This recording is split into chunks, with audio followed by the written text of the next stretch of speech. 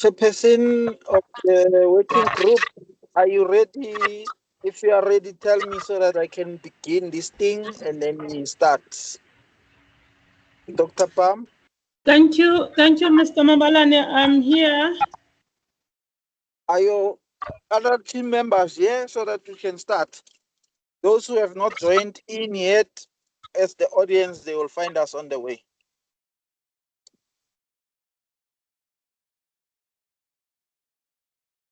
Banegas is here. Okay, thank you. Banegas is Tumelo here. Or we can start. Yes, I'm here. Now, with the three of you being here,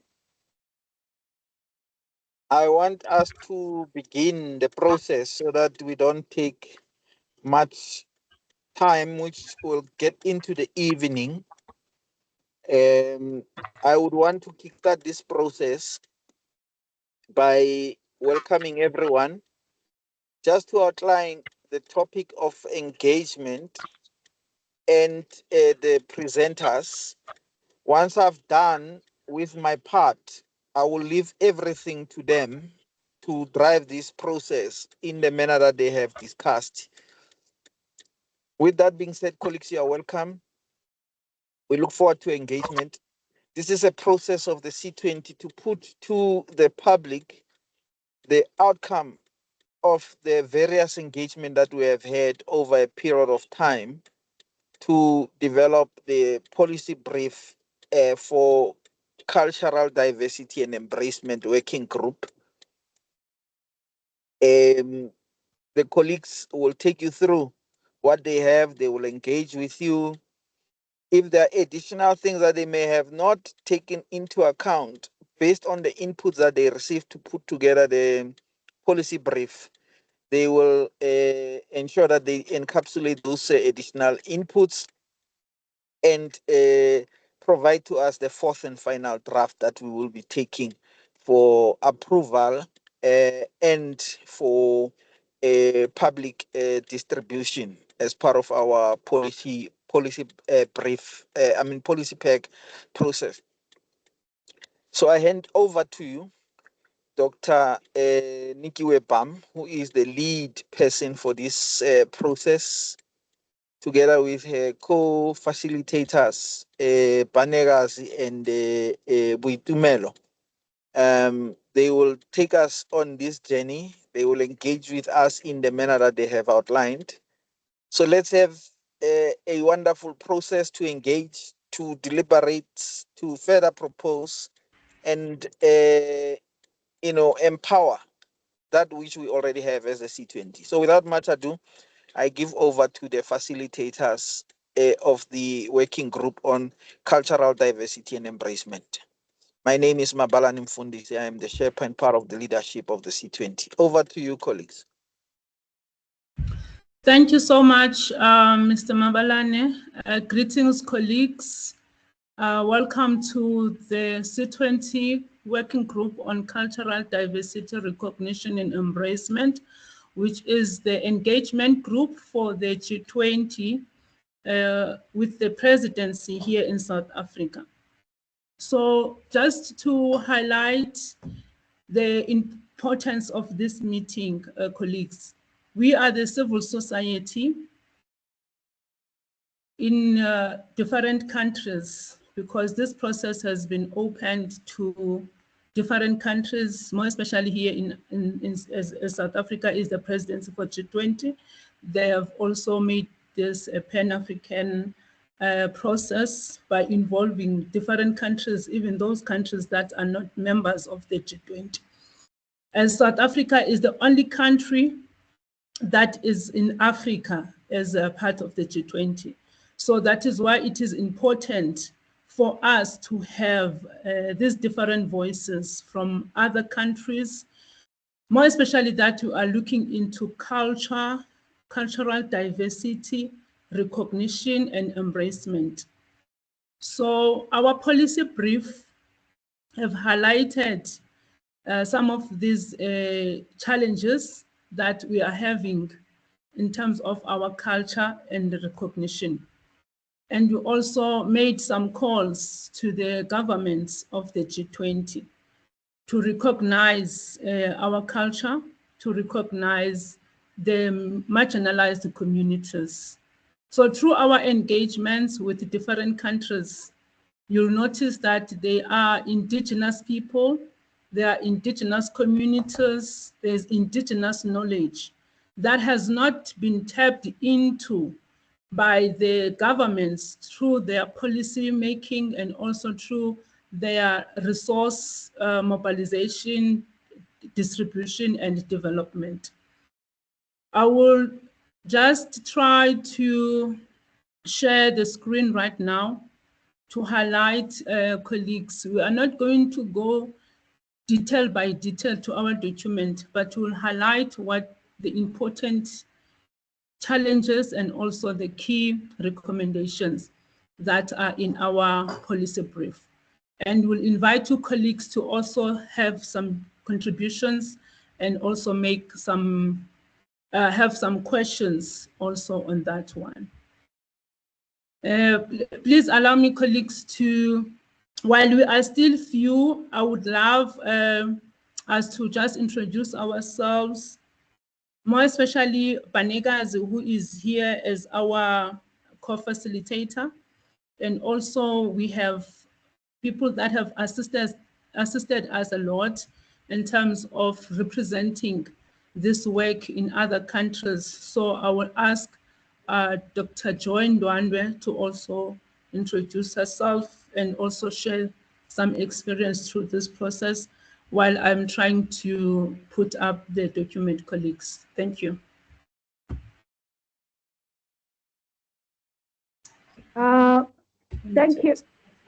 You can no longer. Thank you very much. Good evening, colleagues. And Your Royal Highness, you've just put me on the spot there. We have had very little impact in the Kingdom of Eswatini, and we're still waiting for our big meeting. And I don't know whether there's still sufficient scope for that. But there's been a lot of activities that are in line with your work. We've just come back from a women's meeting on peace in Africa, and there's been a lot of activities, but we have not come down to outlining what policy contributions the kingdom can contribute. But certainly we are key players in the indigenous knowledge and women in peace.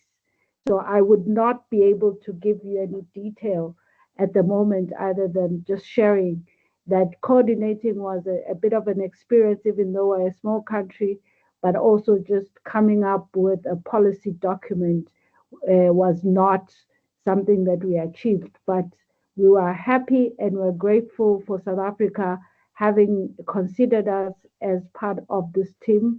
And I think this is the beginning of many more engagements. So we're not saying G20. When G20 pass, we'll still be part of your community. I thank you.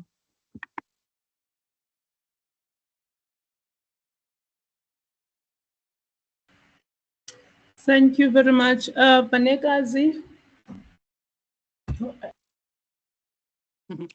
Thank you. My name is Banegazi Bumlwana. I am the director of the Indigenous Professions of Southern Africa.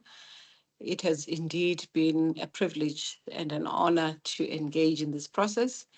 We certainly have extended our conversations to a much deeper and richer engagement group, including economists, including grassroots, indigenous leaders, indigenous practitioners, and the contributions have truly been meaningful. Looking forward to this conversation. Thank you.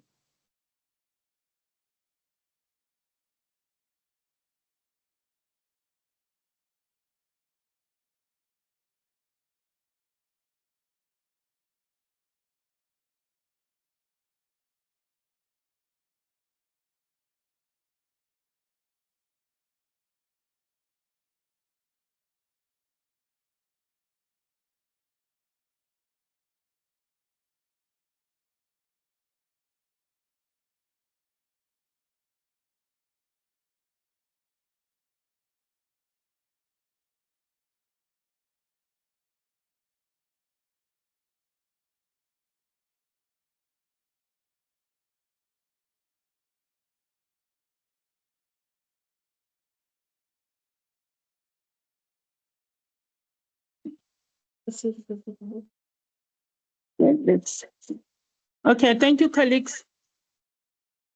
Let me just do the presentation.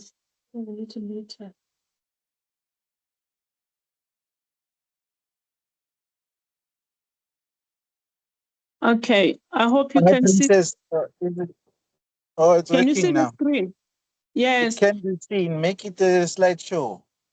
All right, no problem.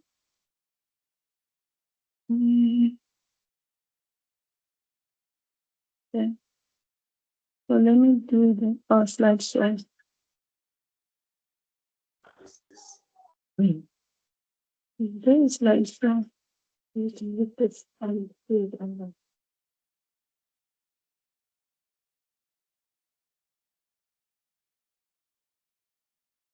Slideshow is at the bottom there, where you see a cup.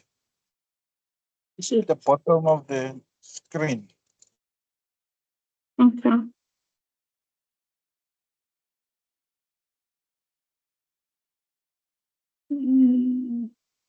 All right. All right, colleagues. Sorry about that. So this is our executive summary. So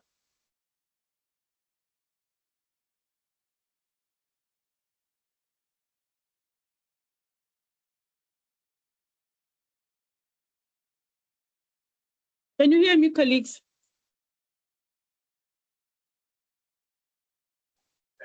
Yes, we can hear you. I think this is fine. Loud and clear. That's why. So they need to mute this and feedback. No, it's fine as long as there's no echo that side.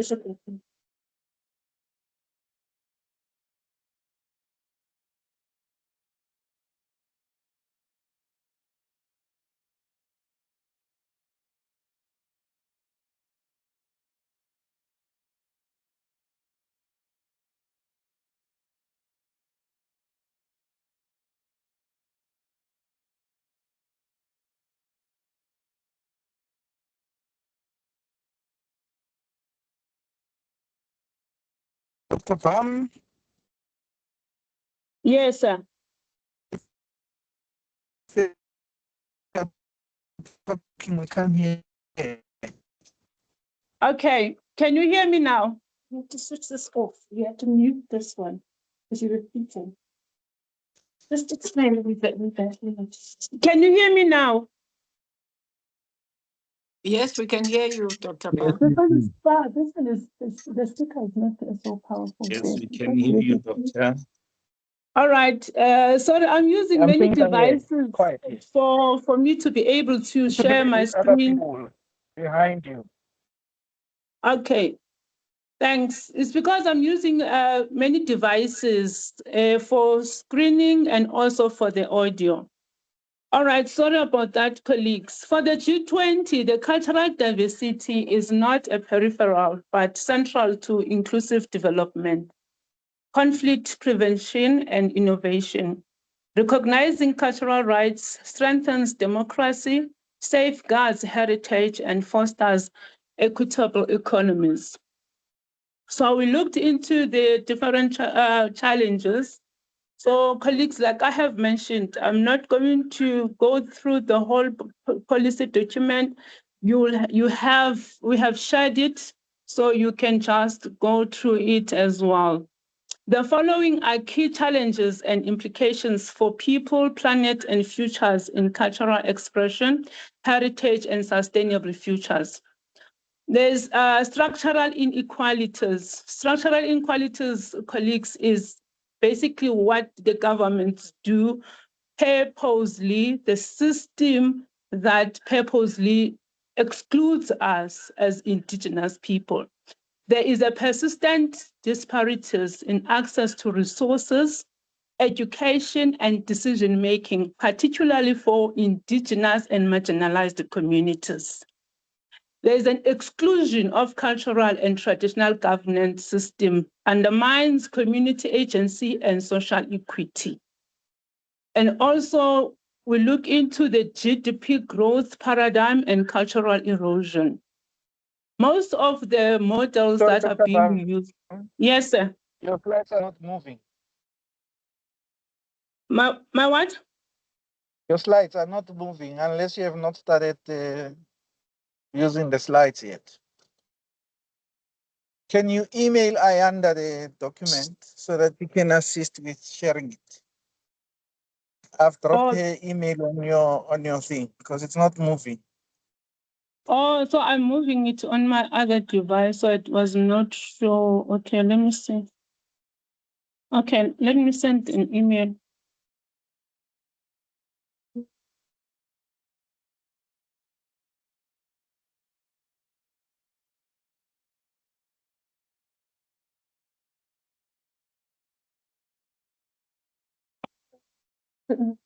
Animations.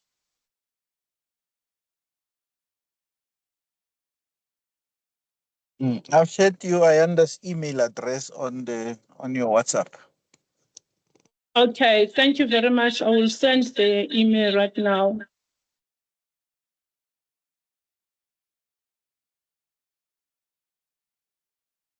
My computer is better.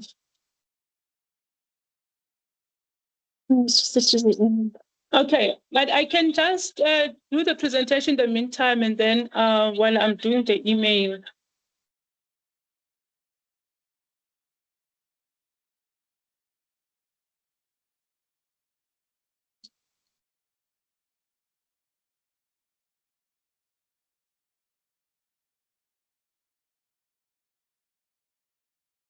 Okay, colleagues. So basically what our policy discusses is the inclusion of our indigenous communities, more especially the marginalized communities where you find that they are indigenous or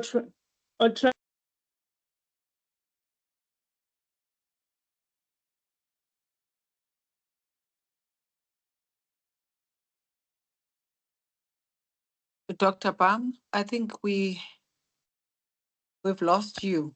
Can you come back on to your device and not Inez's device?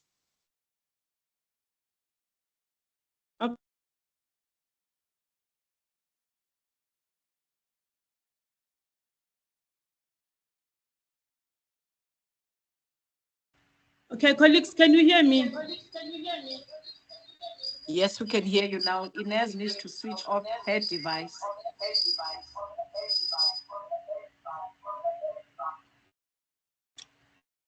All right, colleagues. Wonderful. Thank you. We can So hear what you. I was saying is that we have had examples coming from other countries like Kenya, Cameroon, Uganda, even here in South Africa. We do have a lot of communities that feel excluded in many roundtables or discussions, more especially regarding the policies.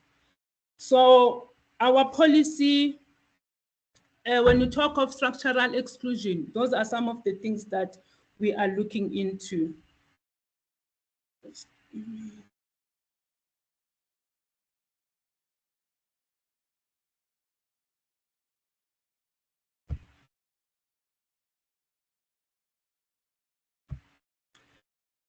And the second challenge we're looking into is a GDP growth paradigm and cultural erosion.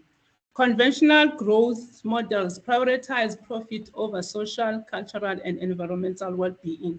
Some of the examples I just mentioned, where indigenous people are removed because many governments, they prioritize mining over protecting the environment. They prioritize tourism. There's nothing wrong with tourism, but sometimes you find that they move people for the benefit of profit over the lives of the people and not including those people in any of the development that they want to do. The indigenous knowledge systems, language and heritage are marginalized, eroding resilience, biodiversity, and intergenerational knowledge. This heuristic historic economic model has created many social, economic, and environmental challenges, driving persistent poverty, especially in marginalized and indigenous communities. I've already made examples on that. Then we have another challenge, which is the dominant Western worldviews. The policy and governance systems often impose Western-centric models, marginalizing local knowledge and undermining the knowledge keepers. Policy and governance system often, okay, I think I've repeated that.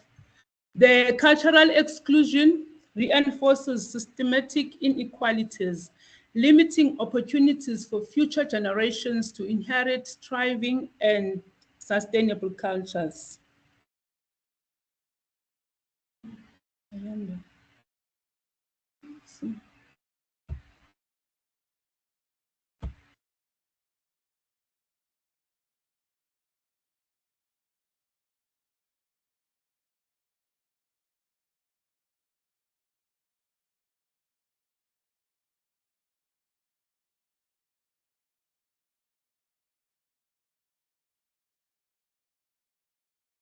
Are you there, Dr. Bam? We've lost you.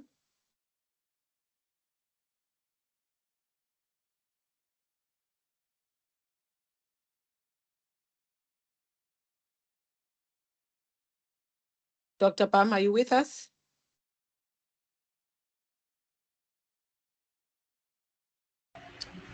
Yes, sorry, I'm here. I was asked to put my video on. Sorry about that, colleagues.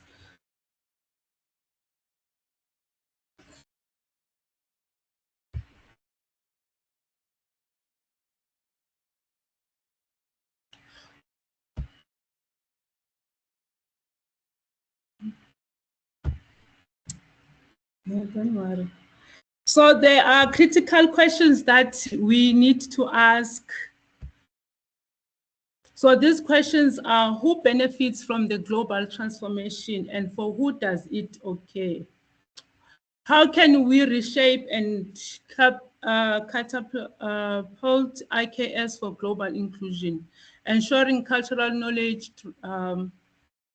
drives inclusive, sustainable futures? Then look into the contextual drivers. The debt crisis in the global south constrains investment in culture, innovation, and well-being economies. So we understand that the G20, the whole purpose of the G20 was for the countries with the economic powers to meet, and these are discussions on finance. These are discussions that look into how to help countries and so on. But what we have noticed is that in Africa, most of these African countries, they are in debt. And sometimes when the finances are discussed, and there's a lot of finance, even in climate, people have been talking about carbon credits and so on. So you find it very difficult for our African countries to benefit because of the already existing debts that are now, people feel that culture is not important for people to actually get this finance. Hence, the civil society gathers together to influence these decisions so that culture and innovation and well-beings are looked into, because there is an importance of culture and also of the land and everything. Because when you talk of indigenous people, you're talking about culture, you're talking about the grassroots, you're talking about the people that all the economies should actually be targeted into. Future economies increasingly rely on digital technologies, demanding integration of IKS for equitable and sustainable participation. Yes, as we are looking into transformation, we also need not to forget that there is indigenous knowledge systems that can also benefit from such technologies. And we need financing for that. So we cannot only look into technology in industrial or other places like businesses, but we need also to have these in the grassroots where people are trained and are able to use digital tools to share cultural knowledge, to share the indigenous knowledge, and also to preserve this knowledge for the next generation. We looked into 6 thematic priorities.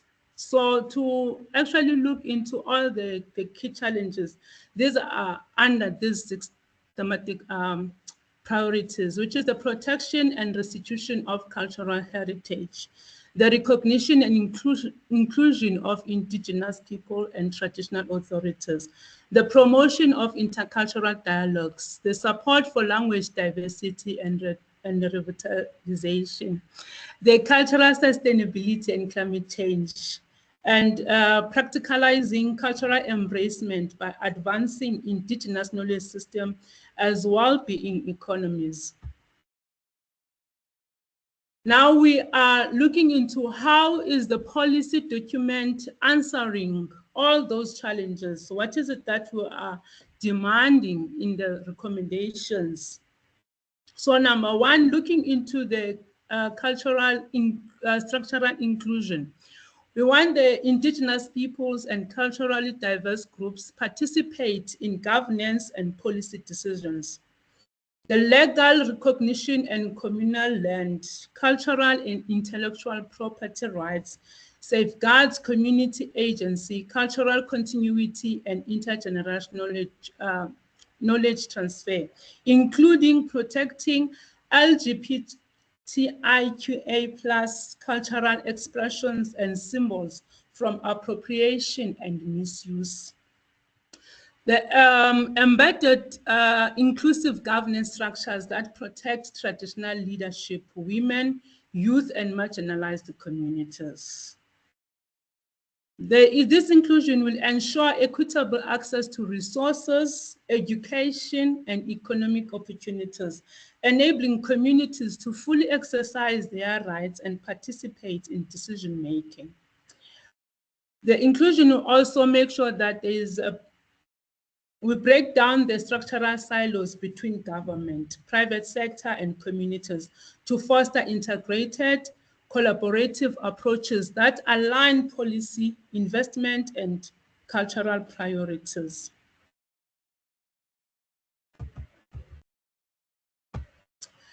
Secondly, we're looking into the economic transformation and resource stewardship for people, planet, and the futures. We want the to establish a G20 IKS Global Fund to support indigenous enterprises, cultural industries, and heritage preservation. So when you talk of our heritage, we also need to make sure that the G20 governments fund this heritage preservations. And also when you talk of restitution of our cultural artifacts, we'll talk of creating the museums, and this must be funded because we cannot keep our artifacts in other countries because we as Africans, we cannot safeguard this. Also to institutionalize the IKS Economies Compact, integrating health, education, environment, and economic planning to achieve well-being economies. The G20 governments must make sure that they fund our IKS knowledge systems, more especially on health and also in education. And when you talk of environment, you talk of issues like climate change, how to protect our environment using our own knowledge as Africans. Promote equitable and sustainable management of natural resources, ensuring communities benefit from extraction, innovation, and economic activity connected to their lands, knowledge, and skills. We cannot have land, but we are not able to benefit from the natural resources that these lands have. But we always see that the natural resources that our land have, more especially the minerals, also the herbs that are in the land, they continuously being taken away under our watch, because you will have laws and regulations that protect the Western people, but also deprive us the rights to use this knowledge and the skills for our well-being. Looking into the cultural embracement and stewardship in policy. Mandate cultural impact assessment for all G20 funded projects to protect heritage, biodiversity, sacred sites, and ecosystems. We want to integrate IKS into climate adaptation, disaster resilience, sustainable resource management, and circular economy practices. Invest in digital tools, creative hubs, and STEM infrastructure that connect traditional knowledge with technological innovation that are preserving cultural and ecological assets for the future generations. As you can see now, we have a lot of disasters, we have a lot of droughts, floods, but all of these, they need the communities, the grassroots communities, to be able to protect themselves from such, and also have proper infrastructure, because sometimes you find that the bridges, there's a lot of disaster that can even prevent people from moving. Like, for instance, like I've mentioned, roads, floods, they can create a lot of disaster. So we need to make sure that our communities are also benefiting from the finance on climate change and all these things, so that we have proper infrastructure and we also have technologies in our grassroots communities. The support for language preservation, cultural revitalization, and heritage digitalization as key components of environmental, economic, and social stewardship. When we talk of digitalization, we are not limited. Our heritage can be preserved. We can have digital museums, like some of the museums where you can just learn more about the heritage. Even here in South Africa, you can learn about things that are happening globally through such tools. In conclusion, colleagues, we call on global leaders to act decisively. Decisively. Oh yes, they decide decisively. We need the global communities or the global leaders that are going to be sitting in that G20, colleagues, when they look into our policy. These are the demands as I conclude. I think some of these I have already mentioned. The establishment of a global fund for IKS and cultural industries, to commit to legacy projects that build creative and cultural STEM hubs in rural communities, leaving lasting infrastructure for innovation, education, and cultural revival, adopt the IKS Economies Compact, ensuring cultural wealth is transformed into well-being economies that uplift youth, women, and rural communities. Recognize culture as a standalone pillar of global governance, anchored by a cultural diversity forum to track progress. Guarantee indigenous voices as a central role in shaping education, climate, technology, trade, and governance policies. Colleagues, this is our summary for our policy brief. Thank you very much. We'll take questions. I'm sorry, colleagues, again, about all the glitches. Technology never loved us.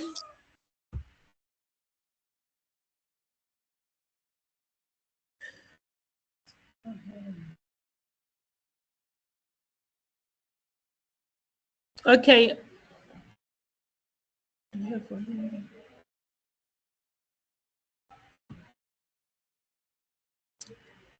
Can I get assisted colleagues in terms of identifying some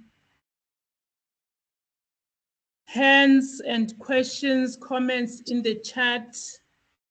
And also if my colleagues here can also maybe probably respond to some of the questions or anything that has been raised.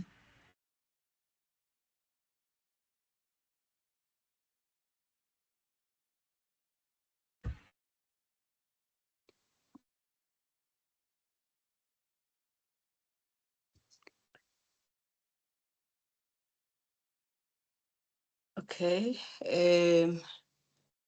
Dr. Bam, in the chat,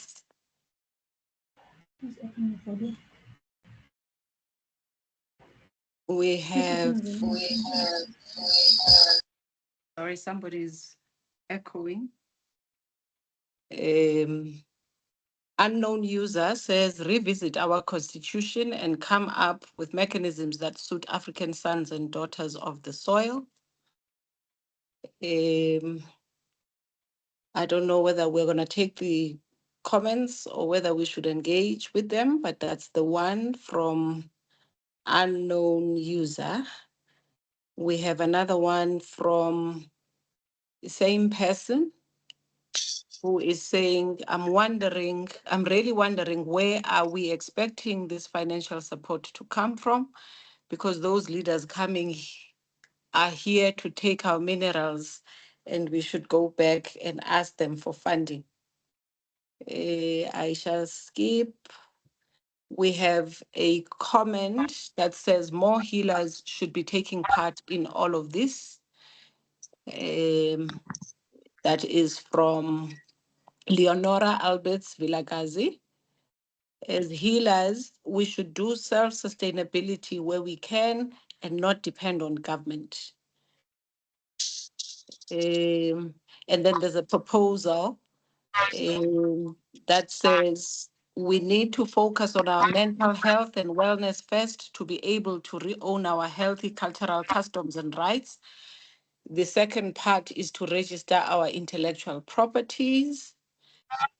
And then lastly, we need to not just call for reform, but we should develop our own governance system that is anchored on our ancient kingdom ethos and modified to suit modern day socioeconomic trends.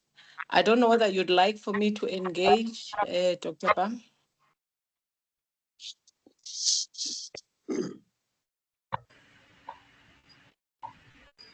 Thank you very much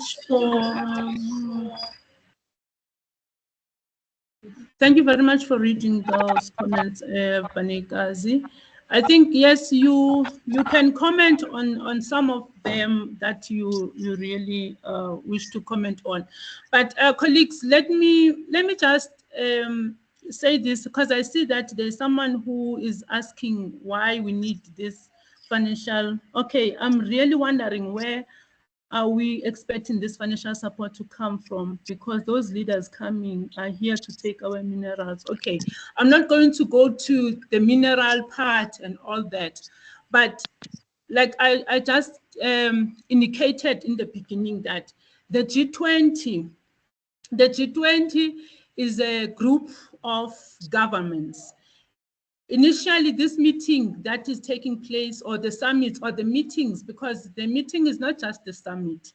When the country gets the presidency, like in South Africa, was handed over to be the presidency for the G20 after Brazil. So this is not a formal organization, but these countries, they meet to discuss finances.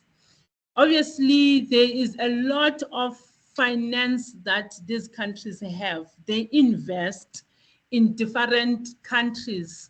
They invest in other countries for development.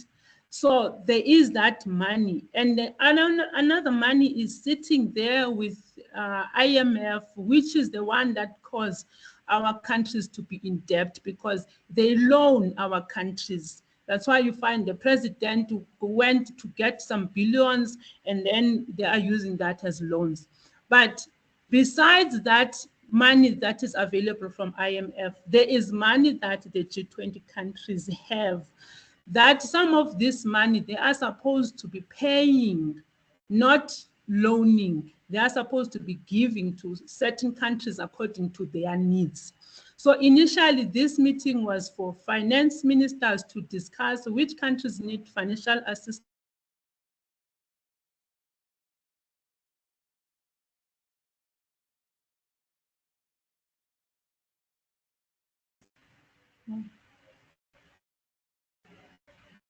We've lost you, Dr. Bam. So as civil society, we are mobilizing because these governments are sitting and talking about this finance. So we mobilize to say this money must not forget that we have people that are voiceless that needs to be heard. We have people in our communities that needs to benefit from what these governments are discussing. So as the governments discuss and allocate finances, we must not be forgotten. So I just wanted to highlight that, colleagues, that there is the discussion around G20 is on finance. And there's also a lot of information available on that, money coming from the climate crisis and so on and so on. So I'm not going to dwell much on that, but I just wanted us to mobilize ourselves for the things that we are demanding because we need that money. We cannot sit and say, no, there's no money. We need that money. Even if it comes from our minerals, we need it. So I just wanted to just emphasize the need for us to mobilize ourselves and the demands that we are making from those governments. As they are coming here to South Africa, we must know exactly what we want. Thank you. I will give you Panega to probably respond to some of the other things that have been raised. I don't know. Thank you, Dr. Bam. I think maybe mine would be to provide context. Firstly, to say that we live in an economy that has prioritized growth over the well-being of people. That's an important statement to make because a lot of the issues that were being raised in all the platforms and engagements were about systemic exclusion, whether we're talking climate, whether we're talking jobs, whether we are talking just energy or digitization. There is a huge input around feeling excluded, feeling like we are not part of the process, feeling like a lot is being taken away from us. And it comes down to our well-being is not prioritized as people. The C20 this year called for us to really deep dive and center people into the messages of our advocacy so that we can say to the G20, you need to put people first. And so the well-being of people in the indigenous context is never separated to the well-being of land and the seas, is never separated to sustainable futures. And by that, therefore, we mean we need to make sure that our sense of agency, our ability in our households to take decisions in the workplaces, in governments, and broadly in civil society have got to be framed by an understanding that we are not well. And so I see a lot of the comments talking about mental health. I see a lot of comments around land, seeds, and lack of access. And in the C20 priority groups, which are about 14 of them, there is a lot of conversation under different themes, even education, even that go right across in thinking about how do we position people in the heart of the conversation and enable inclusion. So our policy is really looking at how do we use this policy to catalyze our indigenous knowledge systems as an expression of our cultures and place them in the powers of decision making so that we don't find ourselves with with policies that are written for us by people who are not within our worldview. How do we engage economic conversations around jobs, around food security, where we are growing our food to feed ourselves first and not to export, and then wake up to realize that we have no food, as we do with gold, that we are mining for everybody else, but you hardly get to hear what this gold does for us as countries. So we were very intentional about listening to a whole basket of challenges, which we acknowledge that they align with all the priority groups of the C20. However, they need to be brought under one conversation of what exactly do we want. And so the first thing that was clear out of the conversation is that we need a new social compact. We need a new conversation, and we align that conversation to the global conversation around well-being economies, where countries have been very intentional about enabling the agency of people, enabling the resources of countries to support the well-being, whether it's medicine or housing or minerals, where countries are very intentional about how those resources enable well-being for their citizens, as well as how we produce, distribute, and consume, because we are dealing with a reality where a lot of our consumption is things we're getting from other places. There were examples where, for instance, indigenous practitioners were complaining that we have, especially in South Africa, where we have policies that are drafted with a biomedical framework in mind, and they are marginalizing and creating inequities in the way in which indigenous knowledge systems themselves view health. So all of these things, because of the magnitude of the challenges that were raised, because of these disparities that are created by an economic model and all the frameworks right across the spectrum, they called for us to call on the G20 to engage in a G20 IKS compact, and which we are calling that it must be anchored by a fund, because you can't deal with legal reform without the right paralegals who will understand customary law systems. You can engage indigenous medicine if you do not understand indigenous health knowledge systems and their worldviews. So there's a lot of multi-pronged realities that we need to engage, including the cultural expression, including education, including languages. And all of those things are affecting indigenous communities and mostly rural communities, which, as we were looking in the global agenda, are classified as poor. So while we have biodiversity and all these amazing things that, particularly on the global south and particularly in the continent, in terms of the region that we have, we are not enjoying any benefit from any of these things. And therefore, policy at the moment, and particularly this policy, is calling for the South African presidency to help us champion to the G20 that we need to be back on the agenda, and we need to align for well-being in us as a people, because these are structural realities that have caused harm on us, and so that all of our resources can challenge the way in which governments view and engage their work, as well as skilling, so that we are not only consuming what other countries are producing, we are able to have our own people get the necessary skills to participate in things like regenerative economies and participate in circular economies and digital economies. We can't do those things if we are not thinking about something we've never done before. And then I think on the issue of LGBTQ, in the indigenous context, in the way we have defined it, all marginalized groups are aligned to indigenous knowledge worldviews in the way that it has been unpacked, although we have expressed, because we are in solidarity with all marginalized groups, because most of those groups come from particularly rural contexts and indigenous knowledge facing expressions of culture.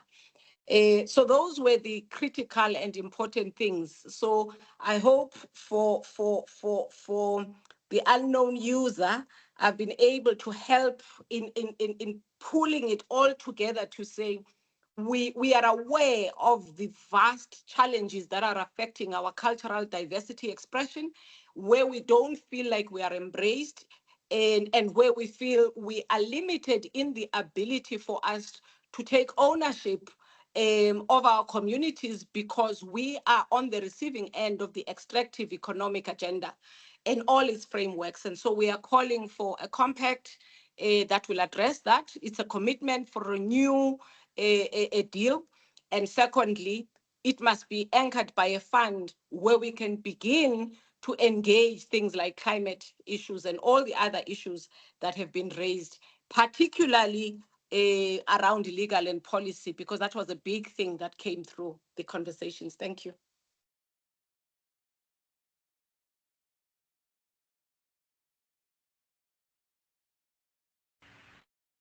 Thank you very much. Thank you very much. Thank you very much, Panekazi.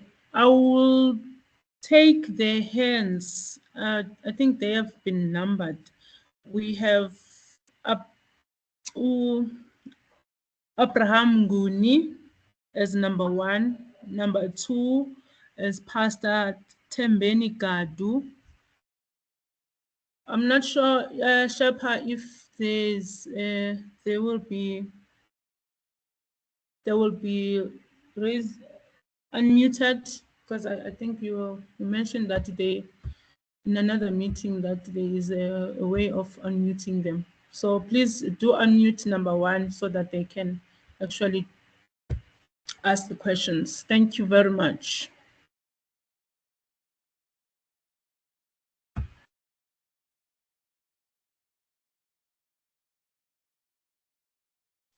Yeah, my colleague Ayanda is controlling this, so people must still do the unmute button to send a message, and then, yeah, she will unmute them.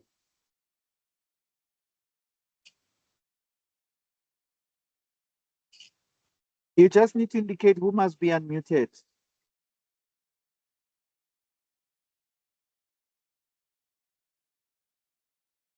I have noted all the hands, colleagues. I will just go by the numbers. Thank you. Okay, can I take the floor? Madam Chair? Yes. Okay. Greetings, colleagues. My name is Abraham Ngoni. I am the national spokesperson for the Traditional Healers Organization. Number 1, I would like to talk about us identifying the need for giving proper definitions in terms of who are the indigenous communities that we are referring to whenever we talk about policy framework, because at times we often leave the definition of who is the indigenous persons, and that creates more of a confusion for the members of the public. And then this goes to us being able to decipher the demographics in terms of what places can we then say they fall under indigenous or rural areas in terms of these demographics.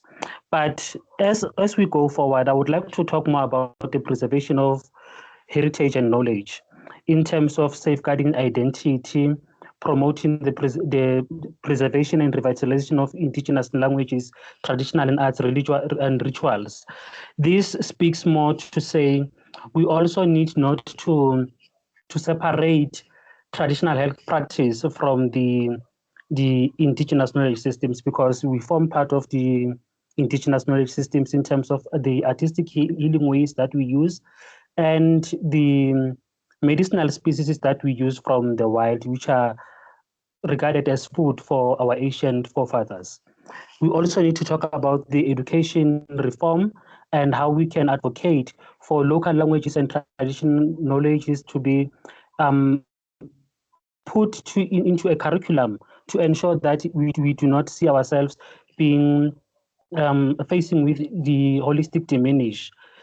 And lastly, I would like to talk about the justice and recognition to support the restitution of a culture and property and cultural properties. This speaks not only to indigenous knowledge systems or copyright of our knowledge, but it talks more about the things that we do as Africans that then compel us to say this is the way of life for us. So having this fund could assist us in terms of dismantling all these walls that have been built by the so-called apartheid systems, but then we also need to be able to find ourselves in terms of universal human rights values so that we are able to talk about the global citizenship and the education. And also to talk more on the anti-discrimination, because at times we find the discrimination against one another as part of the hindrance of social justice. So, Chairperson, I think that's how my submission stays. Thank you.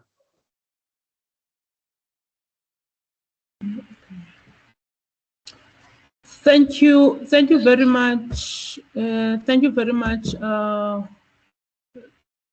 Abraham Nguni, for those. I would suggest that you check the full document, because some of the things that you've mentioned could be captured there.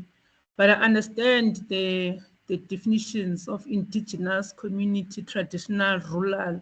So probably it's something that we can look into such definitions when we do other papers. But please do check our policy, because some of the things that you have mentioned here are already there.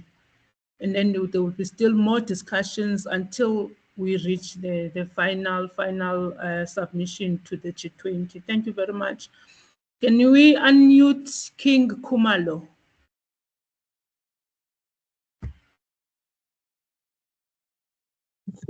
Thank you, Chair. Mine is just an appreciation for the work that you have done on our behalf.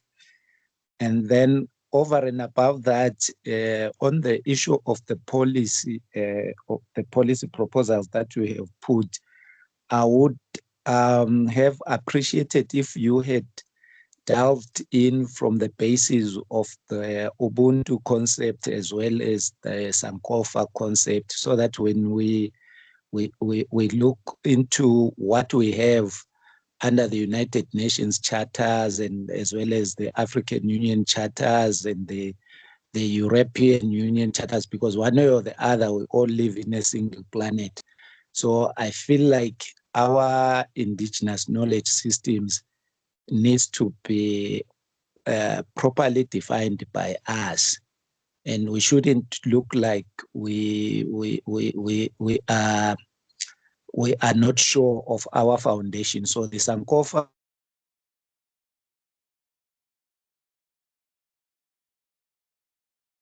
to who we are as a race and as a people, and then we apply our organic intellectual intelligence in every engagement that we engage on. So with your 6 thematics, I don't know whether you would consider to build that to build in Sankofa and Ubuntu on that. Thank you very much, Chair.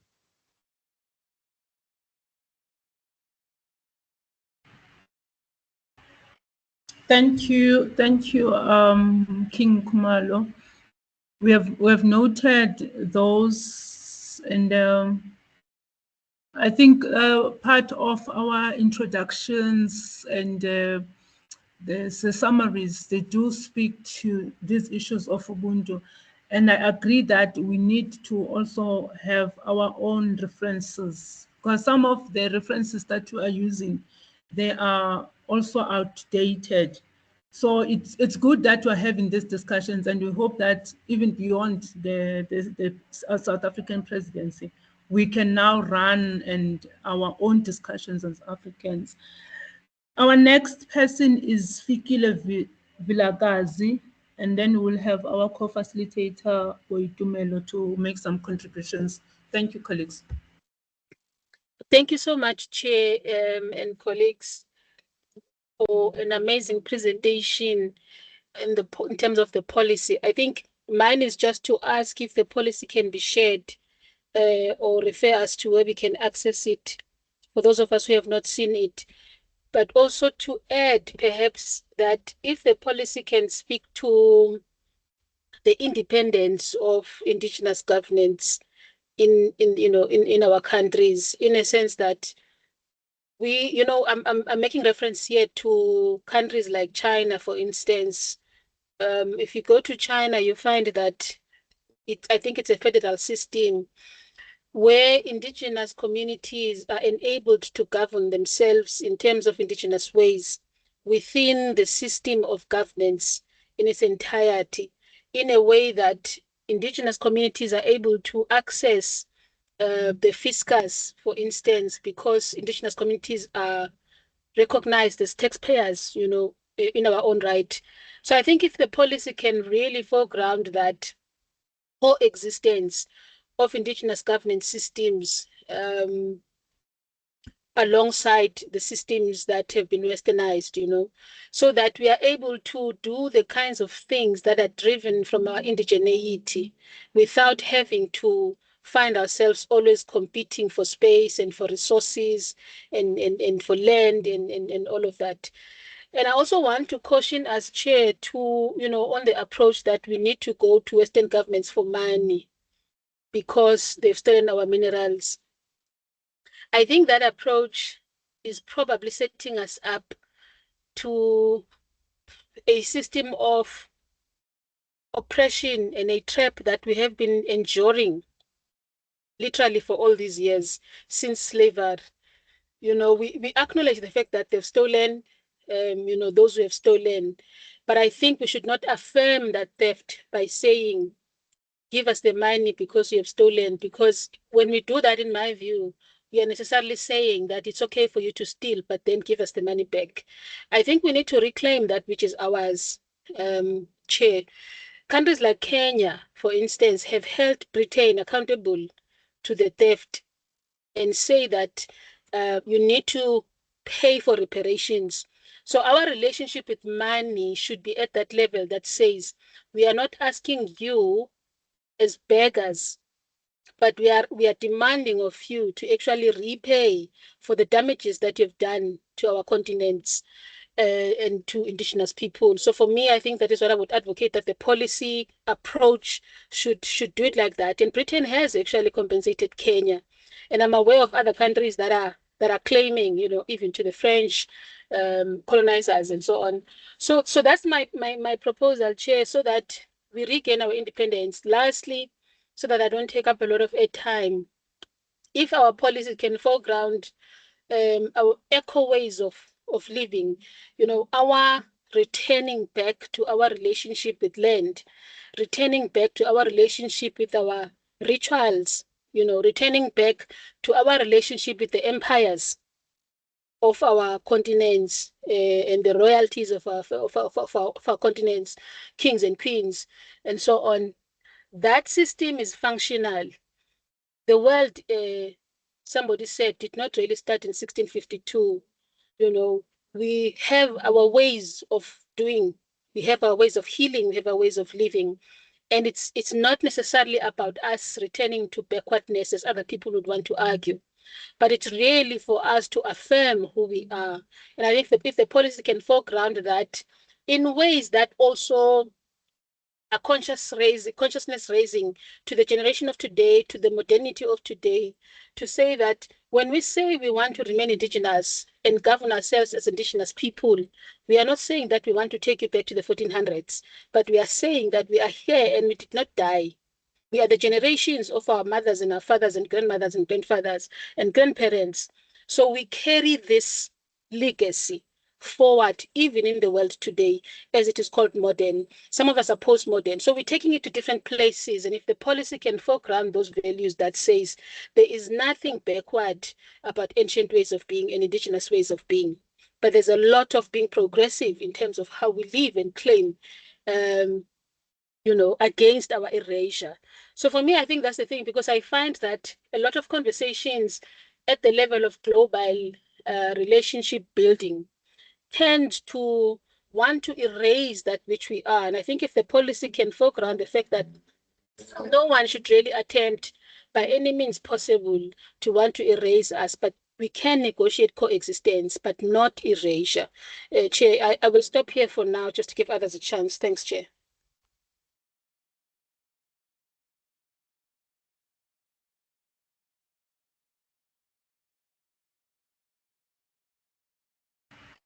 Thank you very much. We had another hand that was raised. I'm not sure, Boitumelo, maybe you want to come in before I go to Lenora and Wajiku. Please come in.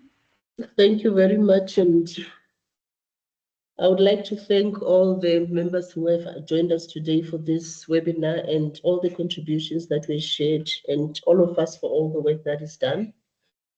Just to maybe add on, especially the Fikile, the previous speaker who just spoke, to say we have come to a time where, truly speaking, if we are honest with ourselves, we need to align ourselves with what's happening in the continent right now, what's happening in the world right now, and to make sure that we gain things that will be beneficial to the generations coming, not just us right now.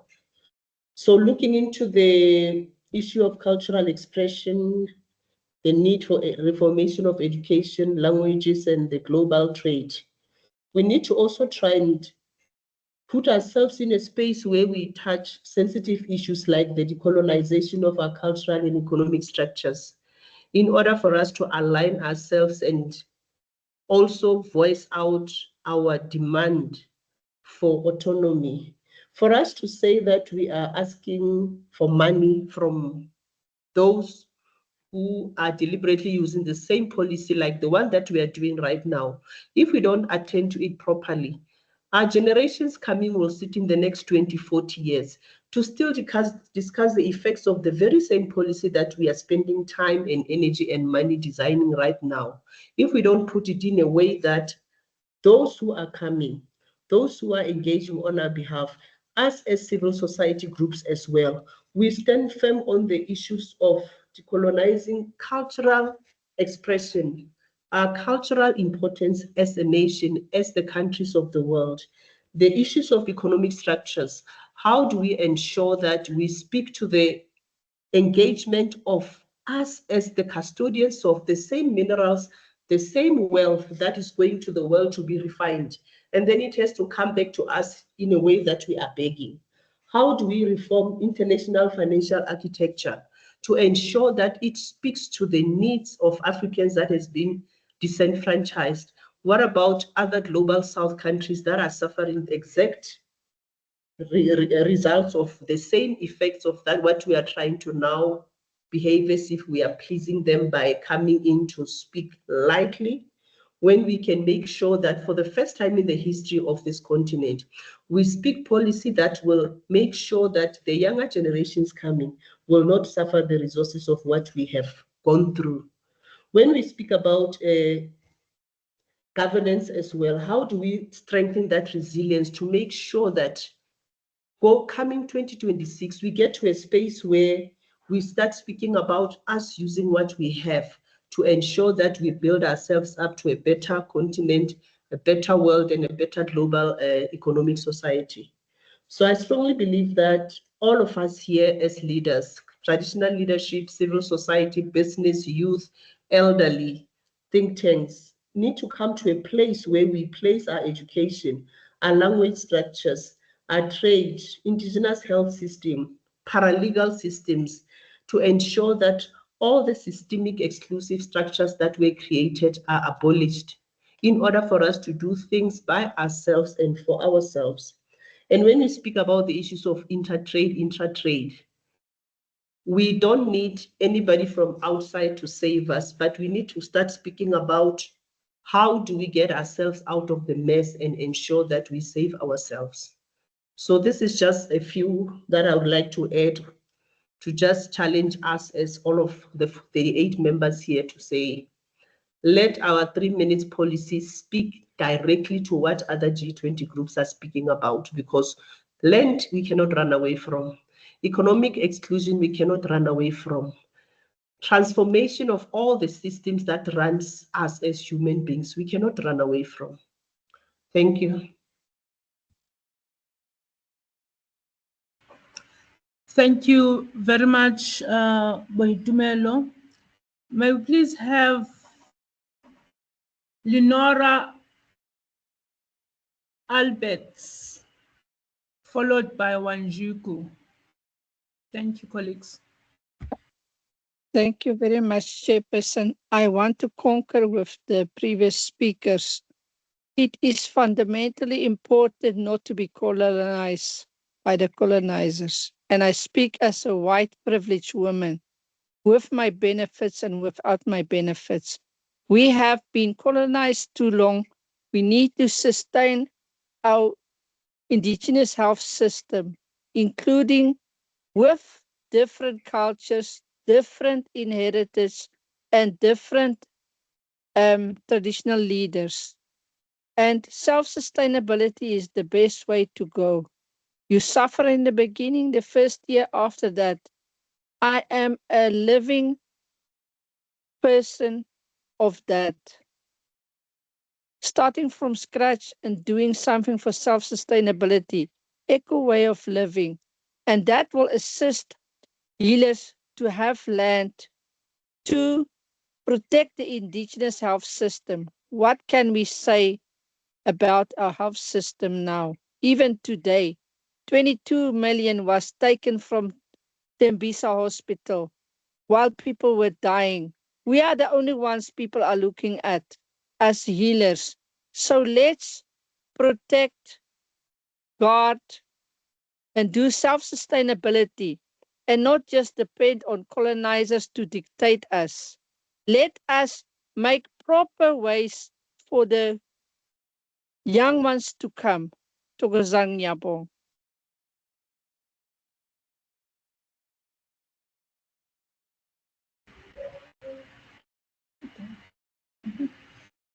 Thokozama. Now we're moving to Wanjuku. Thank you. Thank you very much. Good evening. All protocols observed. Allow me to speak to the agenda of neocolonialism and how we frame our perspectives. It is time for us Wanjuku. to... Yes, can you hear me? Yes, can you hear me? Hello? Yes. Yes, yes. So I said good evening and thank you very much. All protocols observed. Allow me to speak to the conversation around neocolonialism and to challenge us to be unafraid to speak truth to power and hold power to promise. We live in a world where we straddle two worlds as children of Africa. So there is where we are grounded, where we come from, where we call home, and there's the world that has seemingly moved on with too many dynamics in place. However, it is time for us to stand up and ask ourselves the hard questions. Not so much what the world can do for us, but what can we do for the world? When we speak to matters of sovereignty, this is informed by agency. There's no way you can have the power of agency if you're not anchored in self-determination. Self-determination is fueled by self-resilience, which is birthed by outlook. In our culture, we say, Mwedi Gwashega Tugu Nikwejera, he who wants a fat sweet potato must dig. But how will you know that knowledge? How will you have that knowledge? We have it. So our outlook is what must shift. And even as we speak to this principle and core agenda of cultural diversity recognition and embracement, it should not come from a point of where we are begging. No, it's a matter of calling it out. Thirdly, and most importantly, as much as we are seeking for financing, we need to focus on it as repatriative finance. As we seek our own homegrown solutions, there are very many. If we go back to our cultures, there's ways we did things. Why don't we start tapping into that ingenuity so that we can craft our own solutions even as we lobby the systems? When we come to repatriations, yes, Kenya has been referenced. I am Kenyan from the Kikuyu Nation. And as much as they are paying us, there's still a lot they have not brought back. There's still a lot of the skulls of our ancestors who are still out there.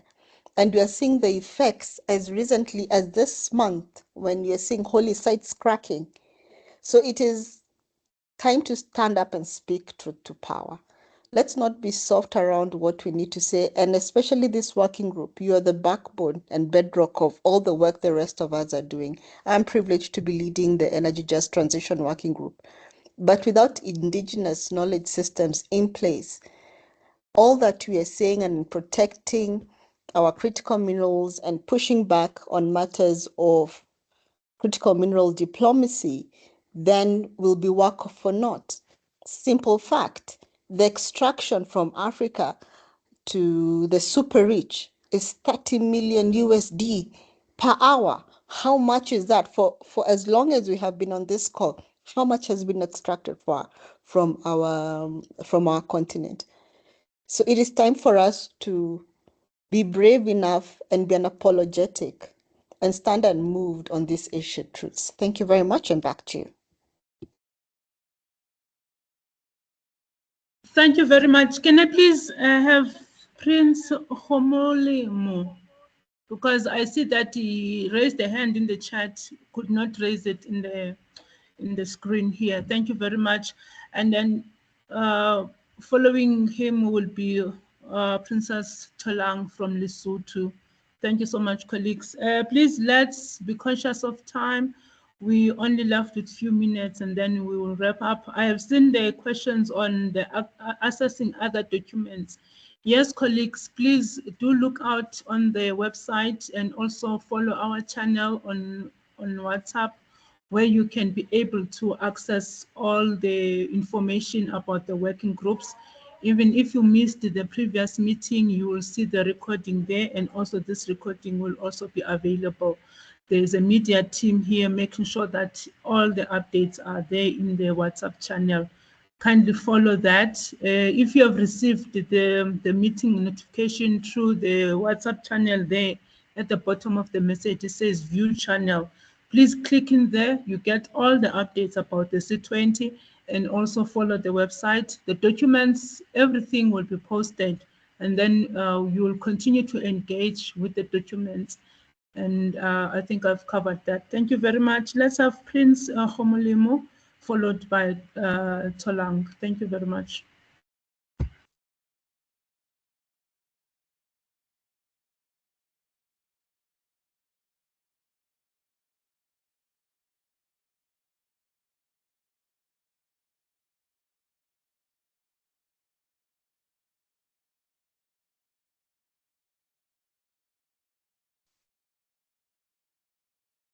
Prince, are you still there?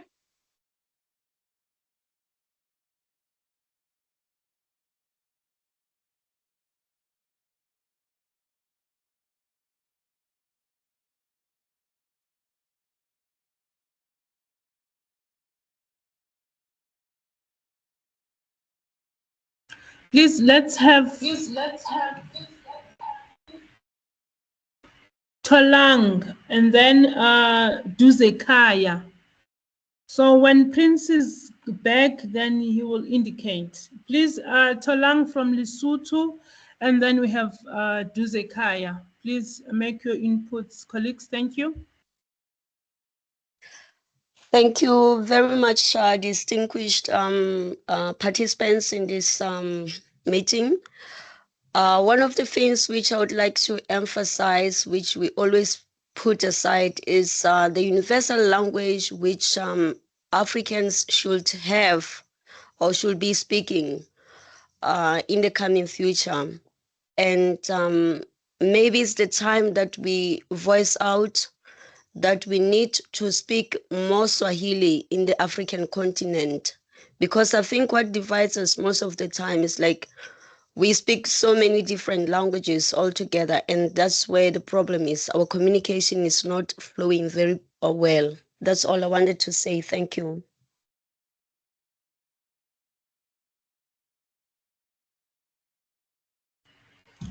Thank you very much. That's also very important.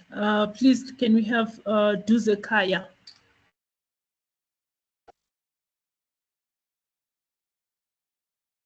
Thank you so much for allowing me to speak. And I want to thank you so much for this wonderful and informative session. I just wanted to add one thing. Money attracts money.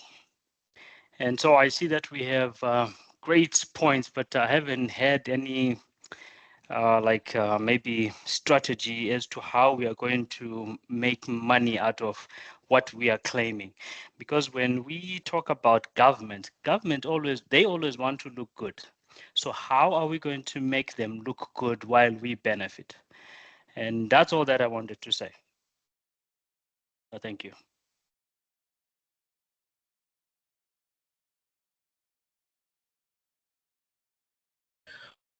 Thank you very much. Thank you very much.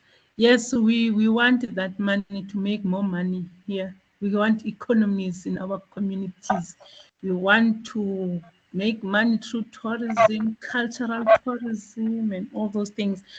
Colleagues, Prince is saying I was on the platform. It seems I can't be clear. I'm not sure if you were unmuted, Prince, or you want to maybe probably write the comment that you wanted to raise so that we can read it from the chat if you're unable to speak. Okay, colleagues, also in the interest of time, let me thank you very much for engaging with us on the socializing of our policy brief. We do acknowledge all the contributions that have been made, and we want these conversations to continue in our communities. The policy is available, and also the policy brief is available. Please do kindly engage more with your constituencies as several organizations, as activists. Please, let's continue our conversations in our communities as well. Organize those small meetings, dialogues, and engage and create awareness. Prince, are you able to speak now? Okay, please, can we unmute Prince Homolemo?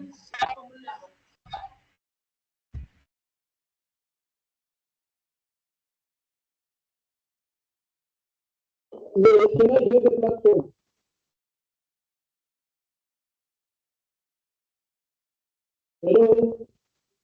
We can hear you, Prince. Okay, thank you very much. Let me take this opportunity.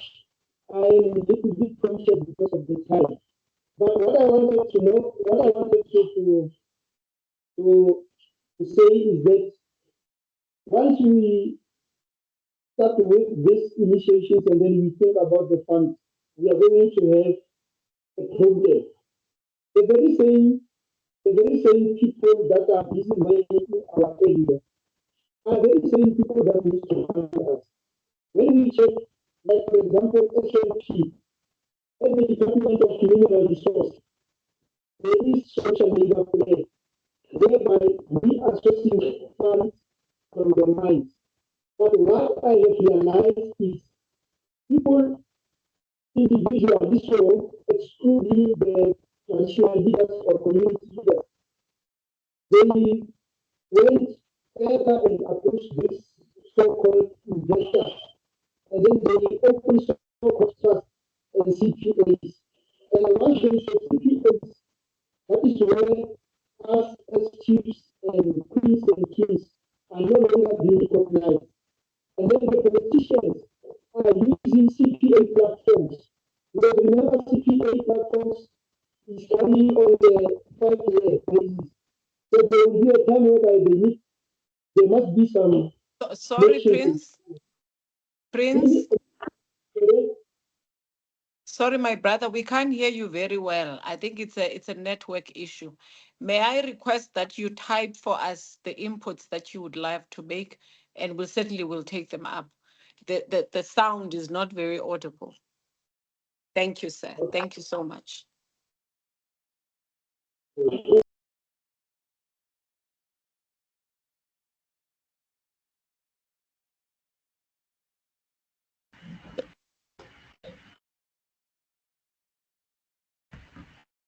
Thank you very much, colleagues, for all the contributions and also attending this very important meeting.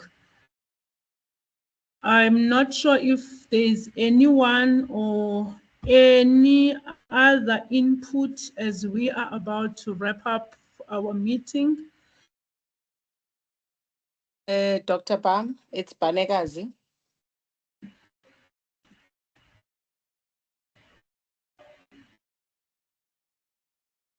May I engage through you, Chair? Okay, colleagues, thank you very much. I think I'm it's not sure if Prince, Dr. because Bam it's Banegazi just wants to talking speak. about typing policy issue. So I'm not sure if there's anything that really we can take note from what he was saying. But the recordings will be available, colleagues. Like I've mentioned, please follow our social media platforms and get all the updates on the C20. And not sure if Mr. Mabalan have got any announcements, but I really wish to thank you, colleagues, for taking your time to come and listen and also participate in this important socializing of our policy brief. Colleagues, I do want Dr. Bam, I don't know if you can hear my highlight voice. also the fact that the policy brief have got policy recommendations, which we want to put pressure on the governments, more especially the G20, and also part of the G20 we have the African Union, which is the member of the G20. Even though other countries in Africa are not permanent members, they get invited, but the African Union is there. And we also have the European Union. That means it can also represent other countries that are in the Europe side, but that are not members of the G20. So let's continue with the engagements, colleagues, and put pressure to our governments, because these are recommendations. They are not guaranteed to be drafted and put as policies until we as a civil society, we push for such things to happen, and then probably our governments can hear and listen to us as the civil society, as the activists. Thank you very much. If there's anything else, colleagues, I will just give the opportunity maybe to Mr. Mabalan is still in the meeting, just for a few announcements. Thank you. No, I don't have announcements. I think Banegazi wanted to close it up for us, so I'll yield to her to do that. Thanks.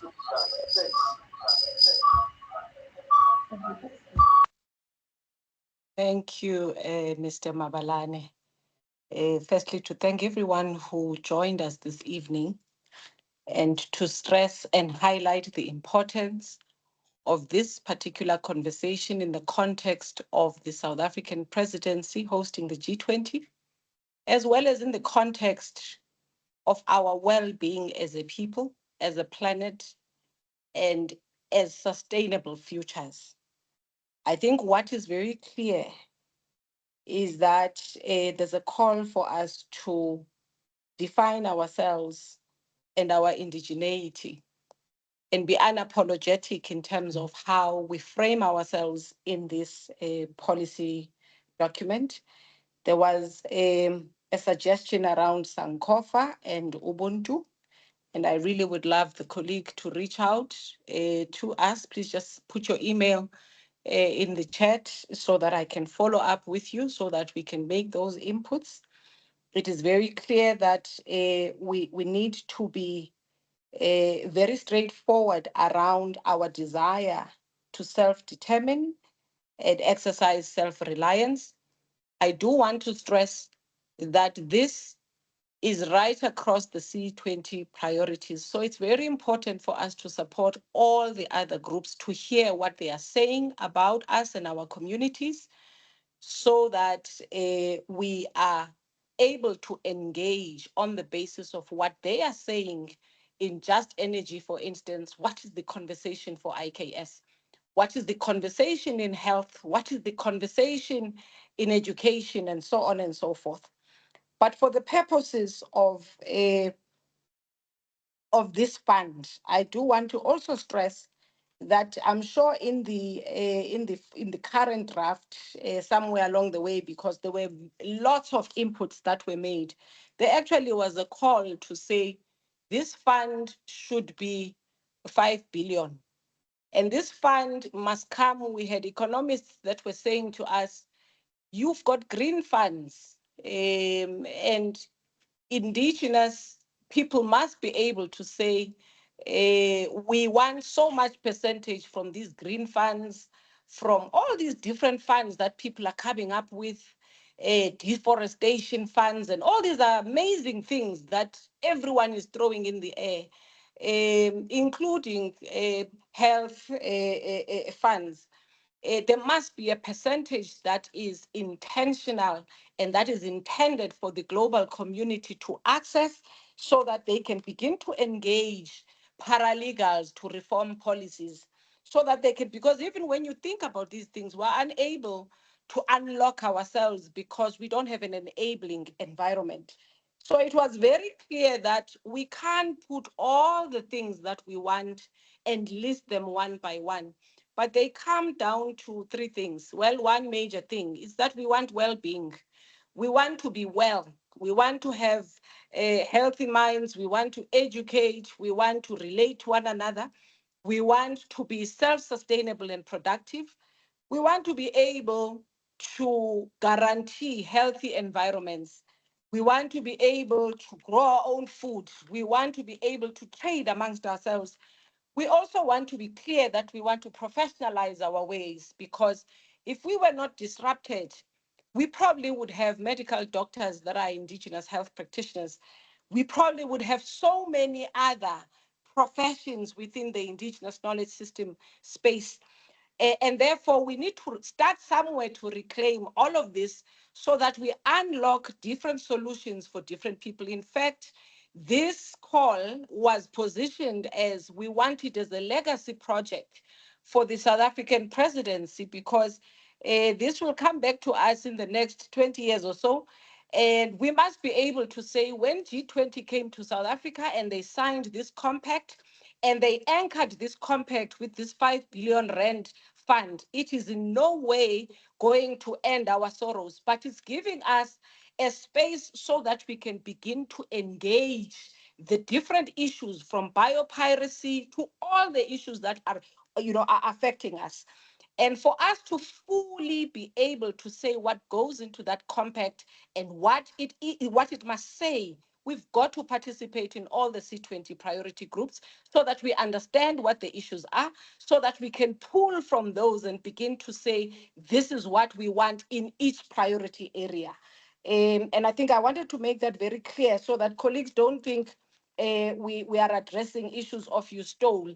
There is no way any money can ever pay for what has happened, but we do need to start laying a foundation for the next generation. We need to think about skills. We need to think about codifying our knowledge from our worldviews. We need to think about social cohesion. We need to be in solidarity with one another, for women, for young people, for the LGBTQI community, for all of us to come together as people and say, what do we need to be doing to get our communities where we need them to be? And then I think lastly, somebody said, money follows money. Absolutely. Money follows programs. Money follows productivity. And really what we are saying through this policy is that governments have offered recognition for a very long time. Governments have proposed integration on so many levels for a very long time. But what has not happened is an intentional reconstruction that puts our well-being at the center. So we want well-being for people, we want well-being for planet, we want well-being for the next generation, and we want to be able in our communities to be productive and not have other people come into our communities and be productive for us. We don't want to be consumers. We want to be active producers, and so that we can trade and build. And the question then lastly was, what do we have to propose to government around these things? The indigenous health knowledge systems on their own, before you get to anything else, are an entire economy. And if they are engaged from the well-view of their people, they can actually create jobs for people. They can sustain systems.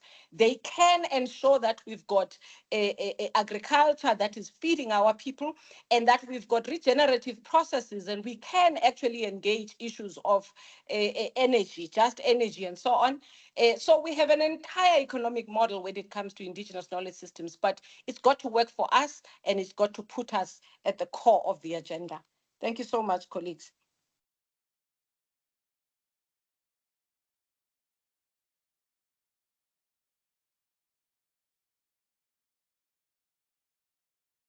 With that, the meeting is adjourned. Thank you very kindly, colleagues, for your On great that note, engagement. colleagues, I propose closure for this session. Thank you very much, colleagues. Thank you very much to our co-facilitators, Banegazi and Boitumelo. Thank you, Sherpa, for this opportunity, and to your technical team, Ayanda, everyone that have supported this meeting, and all the royals that have joined, and other representatives from different countries. You have made this really Pan-African. Thank you, colleagues. Bye. Have a good night and have a good morning and good day to others that are with different times with us. Thank you. Thank you so much. Thank you, colleagues. Siyathokoza bantu. Thank you so much. You're welcome. Makhosi. Thank you all. Thank you.